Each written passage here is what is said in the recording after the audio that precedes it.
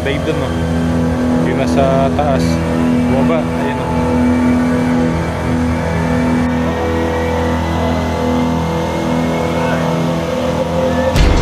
Nangyari. Tulong. Ay, na-rescue.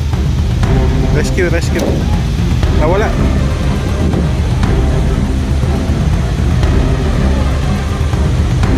Ay, na-rescue. Wala naman yung mga tao. Bigla na lang po kasing tumalon eh.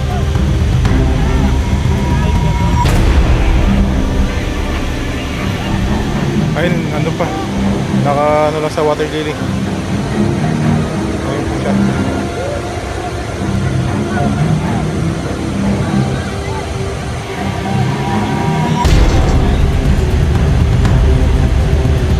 Sumigaw po kasi kaya okay na lang. Ibang ka, naibo pa.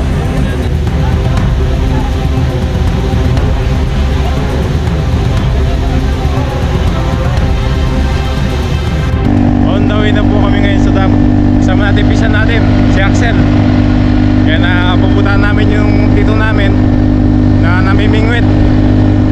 So mamaya kikwento ko sa inyo kung ano yung istorya ng dam na ito. Sikat to sa social media. Ayun daan namin. Bundok, ilog sa gilid. Ito na po yung entrance ng Condadong Dam. Hindi ko alam kung dami atang tao ngayon. Lagi marami tao dito eh. Lalo na pag tagulan, napakaraming nangingisda dito. Dahil napakaraming isda. Daming tao. Bakit natin?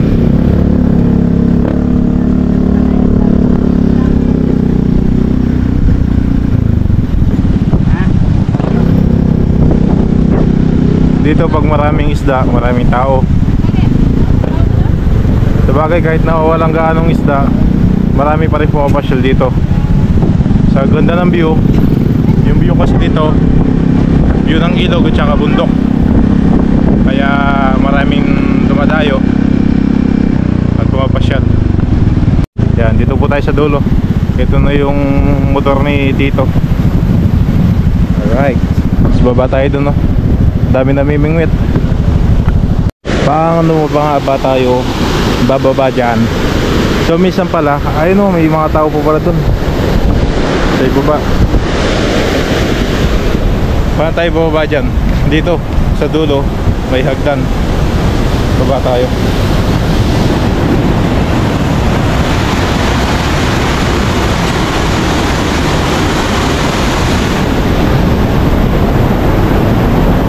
Ito na yung hagdan. Bakal na ngayon. Dati, yung panahon. Ah! Dito pala yan. Wala sa binabada ka. Si Tito pala yung nadaanan natin. Ayun o. Tara. Kaya pa binabaka. Okay, kaya po. Sir, hindi pala yung babon yun. Nakayuko kasi. Hindi ko napansin, nakilala. Ayun dam mo. Uy, nakakatakot. Ay si Tito. Na? Hindi ko siya nakilala kanina. Sasaligo ko agad eh. Nakayuko kasi. Wala na ako ha. Bali kasi eh. Dami nangingisda doon, no? Na? Kanyara na natin. Hila pa kami yan. Kanya na pa may mus na yan. Kasi pag nakabukas yan, yung mga sarahan sa dam, maraming isda yung natatangay sa ilalim. Kaya maraming isda dito. Pero ngayon, wala daw gaano dahil kagabi nakasara po yan. Ngayon lang binuksan. Kaya wala pang gaanong isda. Kaya pala walang nangingisda doon sa unahan. Pero marami namimingwit doon, no? Ito yung ginagamit po ng mga walang pamain. Hook po yan na 4. Binihila lang po yan. Tapos sasabit na yung mga isda. Matalim. Ayan po yung mga nangingisda, namimingwit. Dami. Marami sila. Ganyan po yung sinasabi ko, yung apat na hook laging inihila. Tapos sa ano, ay yung bata nakakuha.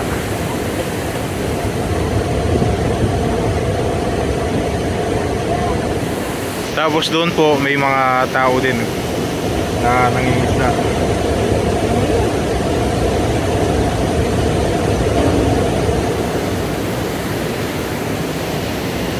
May nakakuha na po doon, oh. Saan na? Ayan, oh. Nakakuha siya.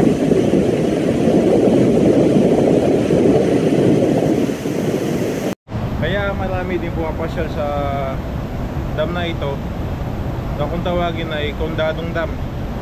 Sikat ito sa social media, sa TV, na TV na po ito.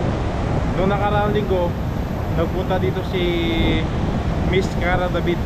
So dalawang beses siya pumunta dito para mangisda.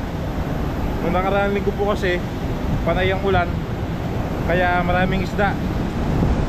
Nakita nyo po may mga, ang tawag po namin dyan ay palukso, nasa Tagalog ay patalon. Tumatalon yung isda, tapos sumasabit sa mga net. Tulad ng iba, may mga isda na po. Ayan po yung isda, oh. Buhay pa, gumagalaw pa.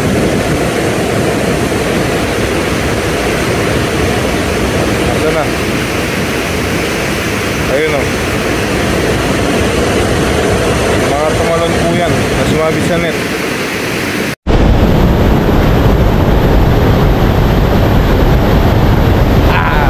Kasya pa ako. Ito yung ilalim ng tulay. Bawal lang dyan, ha? Bawal pumunta. Delikado.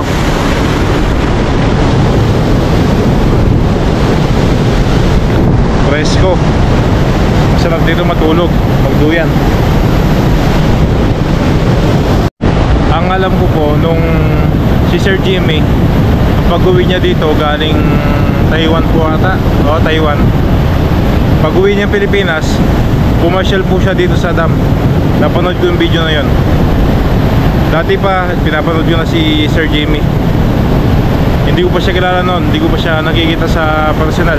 Napapanood ko na siya dahil din dito sa dam na ito, kaya ako siya nakilala. Kasi pag ang lugar mo nakita mo sa ibang mga vlogger, imposibleng hindi mo papanoorin. Kaya yun, doon siya unang nakilala kung pumasya siya dito. Alam ko diyan po ata siya pumesto para kumuha ng thumbnail. Thumbnail niya, background yung bundok at saka yung dam. Diyan po siya sa ibaba. Sa dam na ito nung araw, napakaraming nakukuhang ulang. Mga hipon na tubig tabang, may malaking galamay. Dito marami noon. Ang ganyan iba sa kululang kene? Ha? Ay, may ilan pang nakukuhang ulang dito. Pero dito tulad dati na napakarami.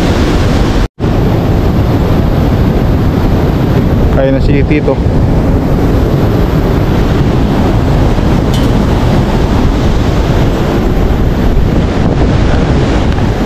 Baba na po tayo.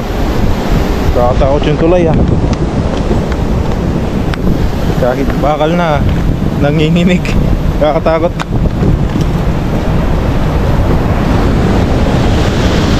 Ang daming lubid, oh. Ang daming tali na nakaan dyan.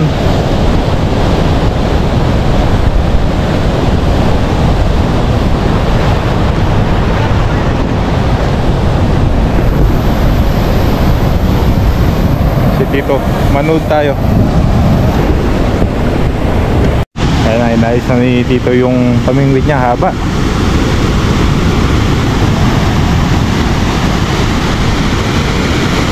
Tapos itatapon niya. Ayun. Layo na narating, ah.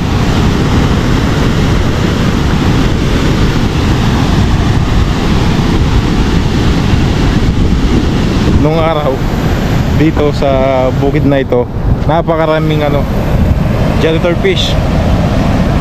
Yung janitor fish po dito napakarami.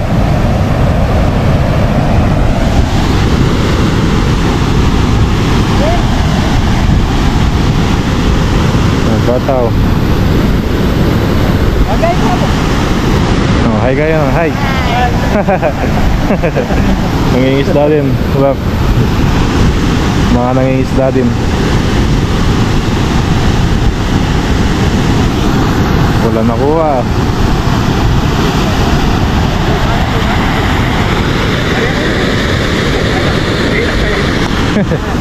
Masang ka rin, Bap? Masang ko din. Sali ka. Sali ko nga. Wala masyadong kasan yan eh. Ay, mga iba bumibili dito ng isda. Mura ng posing isda dito. Nakaran.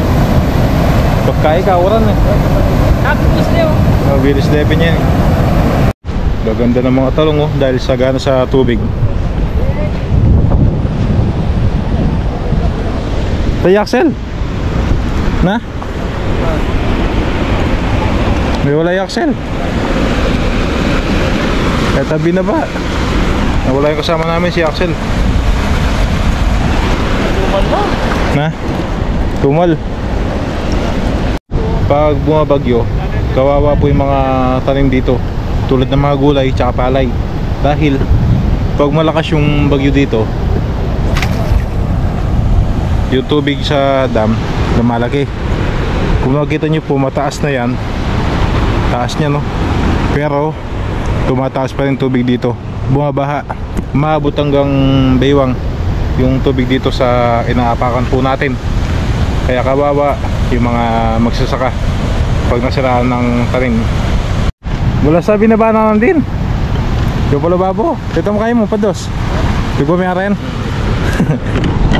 Wala kasi siyang ano, pain. Kaya di niya magamit yung pamingwit niya. Ito po yung sinasabi ko sa inyo na pumunta si Miss Cara David dito. Maya Payabak. Oh, alam niyo kung nasan ako? Siyempre, ang ating... Ay, may muta ba? Hindi. Hindi pa highlight pala yun. Maya Payabak. Alam niyo na kung nasan ako.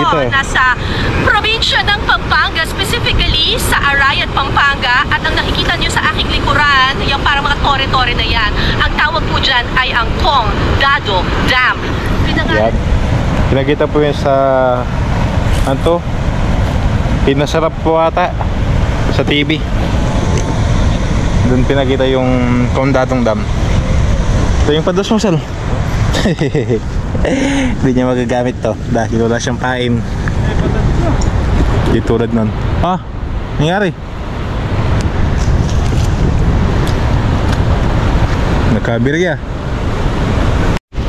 Try po natin kung paano to. Gabay dito. Agis. Kailangan tingin sa likod para siguradong walang matamaan. Ano yan? Tara na yan. Kaya niya wako. Sabi yan. Ah! Ano yan? Sada bini. Biasa yan. Ika. First try. Minsan, doon na tayo.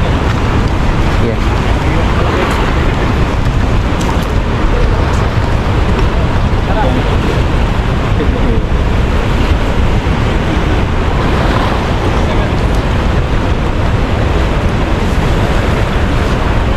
Bukan try natin, hindi natin alam.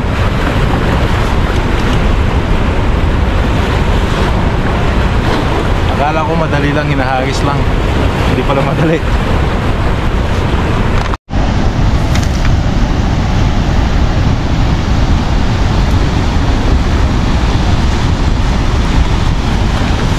Nagpa-turo muna tayo para pag sinubukan natin ulit, kaya na natin. Mali yung ginawa ko kanina. Na? Na? Bumigat yung ano, pamingwit. Nakakuha daw po. Matiyam? Malatiyama. Ay kami, bulot siya. Bulot siya? Nakawala. Tumalon doon, no? Tumalon. Hindi, kaya niya mo gini. Fighting fish. Hindi, Ini kasi mukbang eh, lalang na. Sira na yung hook. Oh, lalang kayo gini yan. Sira na po yung hook ni Tito kaya nakawala yung isda. Sayang. Nakuha pa naman kanina. Nakawala lang. Sira po kasi yung hook. Kaya bibili daw po muna. May nagbebenta naman doon sa taas. Grabe yung init. Mabdi sa balat. Tiyagaan talaga dito. Buti matyaga yung mga nangingisda. Tapos nabebenta mura lang. Nasa 50 kada isa. Gano'n na po yung halaga. Bibili po muna kami ng hook para maayos yung gagamitin ni Tito. Sa iba pa may mga nangingisda. Ang gamit po nila ay tawag doon, lambat. Lambat po yung gamit nila. Mga nag-aabang po yan, no?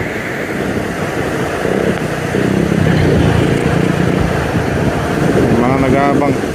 May naligo doon, no? Dati naligo din kami dyan, no? Yan, sa may parang hagdan na yan.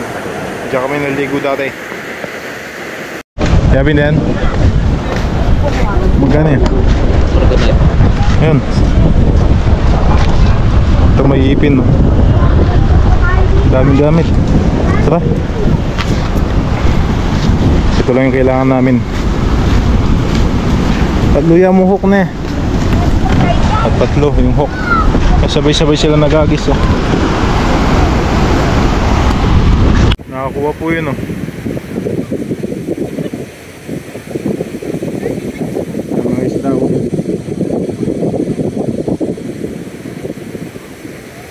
Pati yun nakakuha.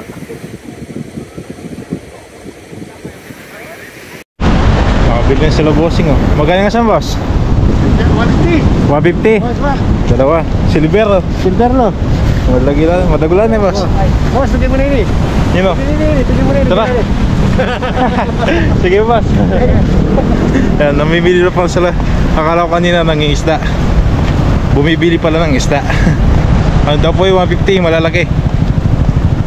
Pero pag maraming isda talaga, mura lang.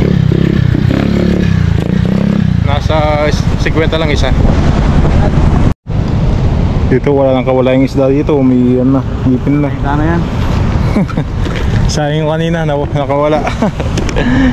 Sumabit pa naman. Ayun, no? Nakarami si tatay. Yung sa amin gagawin pa lang. Sinundo po natin si Tito. Ayan, tsaka kumuha tubig. Dahil napakainit kanina. Buti makulimlim.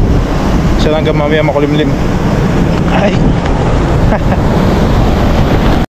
Nakadali na ng isa, ah. Ayan, oh. Silver.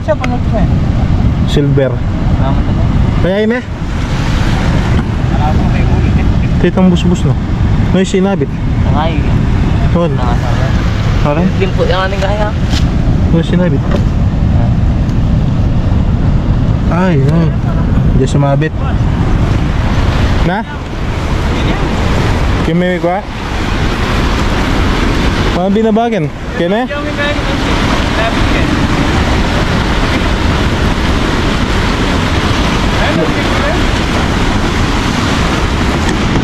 Ito, tanong mo. Ano nga ba ang masarap na luto sa isdang yon? Lalo na yung mga silver. Masarap na luto doon ay fishball tsaka Shanghai. Kadalasan po sa amin ginagawang Shanghai yung mga ganong isda, lalo na yung silver. Tapos yung iba ginagawang puchero, o kaya prito lang, daing, ganon. Yun po yung masarap na luto sa ganong isda. Lakas ng alon doon, no?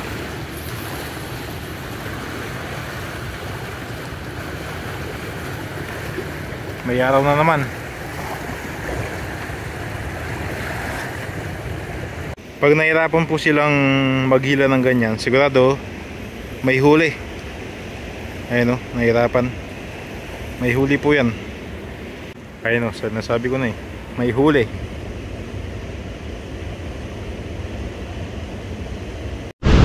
Dala mo na nga sa cell? Eh, nandun sila tipo.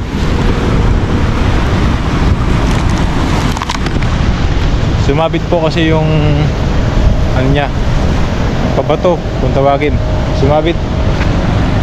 Kaya ayusin muna. Naayos na yung pabato.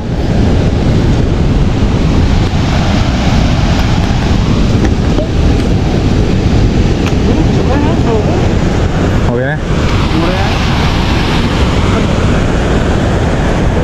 Buti pa yun dun, nakakuha na, nakadalawa na oh. Nakakuha siya dun. Kaya mga katotoso, nagbabadya na naman ng pagulan. Kanina napakainit, ngayon madilim na naman. Aray ko, nagbabadya ang ulan. So dahil hindi na maaraw, dumadami na yung mga tao, lalo na dun sa itaas, sa may tulay. Doon, dumadami na po yung mga tao. Nakaisa pa lang. Hapon na.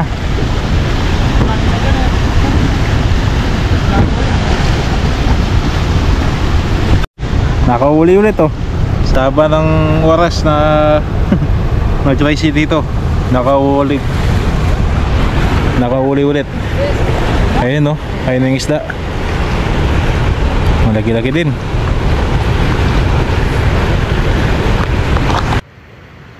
Ayun na yung nakuha niya oh.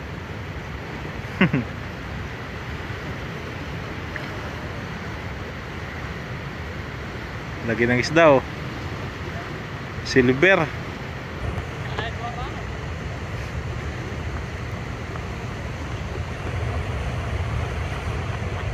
Silver yan eh. Talagang nadali sa buntot. Nadali ka po? Mansi. Ano yung dana na naman naman yan? Tayo, lagi oh. Malaki din. Kung titignan nyo lang po sa kaliskis, parang bangus. Parang bangus yung kaliskis ng silver. Pero yung mga common tsaka rohu, iba yung kaliskis, malalaki. Karpa. Karpa. Common karpa ita. Yung mga nangingisda po dito, pag marami nakukuha, binibenta yung iba. Pero pag kukunti lang, ginagawa na lang pang ulam o kaya pampulutan. Ganun po yung ginagawa ng mga iba. Tayo po ay bumaba na. Mga nangingisda doon, ang dami.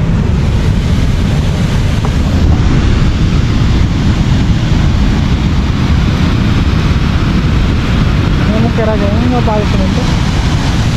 Oh. Kaso pipigil ka bilis kini. Yung iba nasa taas. Ganda talaga dito. Yung view. Tignan niyo po yung bundok ko. Tapos tignan niyo yung araw. Ay, yung araw. Parang ulit na lang ito. Alam niyo po kung gaano kalalim to? Sobrang lalim. Sobrang lalim. Mas malalim pa siguro dyan, sa taas ng ayun, yung pader. Mas malalim pa dyan. Sa dam na ito, madalas nakukuha ang mga silver, karpa, tsaka mga common. Pag nakakuha ka dito ng tilapia or hito, ibig sabihin nun, nakawala sila galing sa fish pond. Kasi namumuhay lang talaga sa dam yung mga karpa, silver, tulad na nakuha namin. Pero pag nahaluan na, sigurado nakawala lang galing sa fish pond. May nagpa-drone shot, ayun oh. Sana all. Drone shot.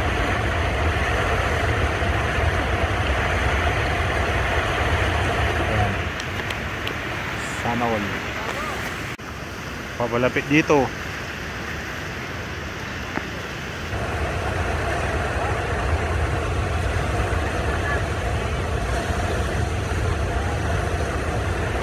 bumaba ako dito, di ko alam paano makakit dito. Ayun o, ang taas. Siobhan, kulay na ako mo. Kaya ko to. Whoops, hindi ko kaya. Delikado. Ay, may hagdan doon. Yan ka na, boss. Yan, nakuha ni kuya. Ay, kala ko hagdan. Butas pala.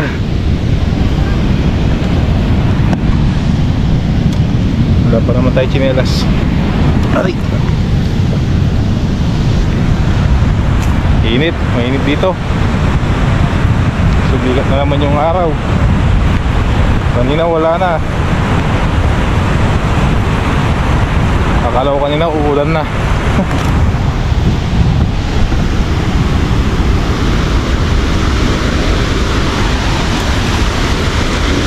Makanya mo pala. Oh, lipat tayo, lipat. Ayun ang mga isda, oh. Silver. Alright, may pang-ulam na. Lumipat kami dito sa kabila. Kaya mga naliligo, dumami. Sil, atin na. Paano nga ba nakababa yung dalawa tao doon? Dahil dito, napapansin niyo po may lubid. Diyan sila umakyat. May nag-dive doon, no? Yung nasa taas bumaba, ayan, no? Layo pa niyan. Oh, layo pa niyan.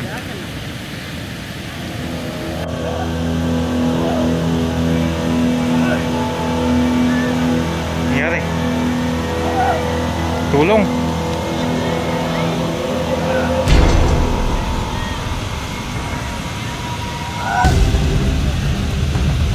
Ayun na. Tumalong kasi. Hirap po niyan.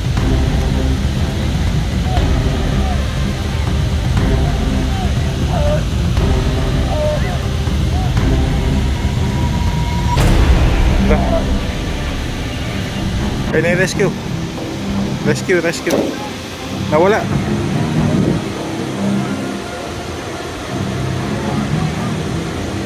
Ay, na-rescue. Nagala ka may mga tao.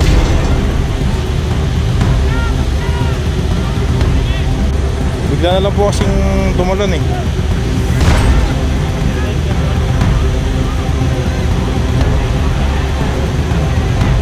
Ayun, nandun pa. Naka ano lang sa water lily. Ayun pa siya.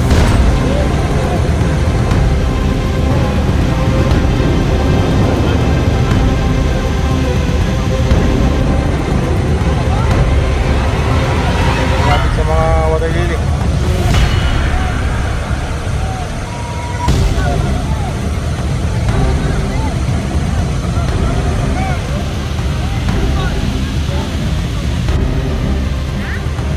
Rescue.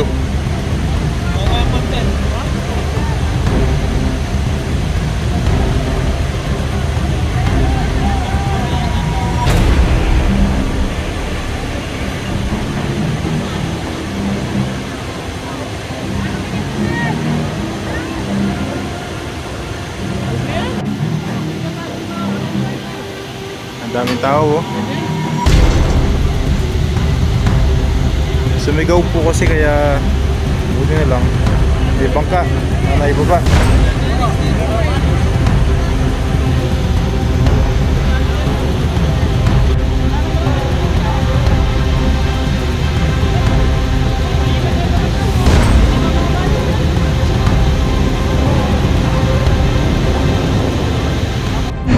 Uwi na po kami. Dalawa na lang. Okay na din yung ano, rescue eh, no? Okay na din. So uwi na po kami. Wala na makuwang isda. Tsaka paggabi na din.